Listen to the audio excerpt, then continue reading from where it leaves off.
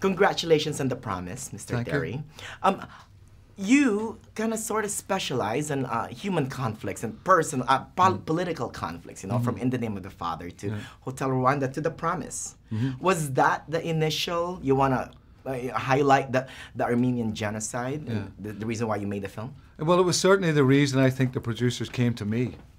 You know, Well, on the basis of that. And that's the kind of film I like to make. I like to find heroes, men and women, ordinary heroes, working class, working heroes who encounter a enormous event, and their ability to survive in those, or not, in those circumstances, I think can become great lessons and great drama.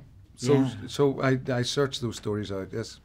yeah, you know, the best thing about the movie for me is that right after the film, I actually researched Armenian Genocide. I mean, I had no idea about that. Yeah, well, me neither before Hotel Rwanda. It's one of the great unknown catastrophes of the 20th century.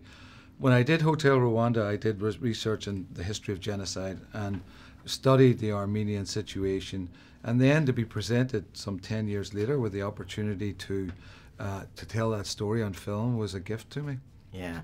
The romantic love angle of the film. You know, a great love story is only as great as its backdrop, right? Like Gone with the Wind, for instance, or, you know, the Civil War. And, sure. Yeah. Well, I mean, it's a classic structure.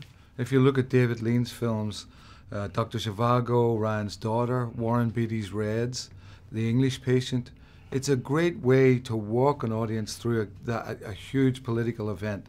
Yeah. Because they can identify with the characters, and then that's the journey they take together. I love the media, the Christian Bale story in here, because it rings true to this day, right? The media, without the, he really represents the media, right? He does, and he represents a particular form of journalist that was just evolving at that time. And so to represent the media, but what was equally poignant for us was that as we were recreating these events of 100 years ago, the same events were happening right on the television in the same location that we shot. You know, people were fleeing across the same desert, were trapped up a mountain like the Yazidi were in Iraq at the same time as we were filming. People were drowning in the Mediterranean Sea. So the immediacy of it struck us as well. So we were having this character who was able to spread that story out. And he, as he said, without journalists, you know, the Armenians would be slaughtered and nobody would hear about it. Nobody would know about it. That's exactly. That's the one telling line for me there. Yeah. With all your research for about the Armenian Genocide and everything, what did you learn the most, or what struck you the most? A couple of things. First of all, that no matter how much you try to suppress a horror like this, the truth will out eventually. And the second thing is that the human spirit can ultimately triumph over the greatest horror.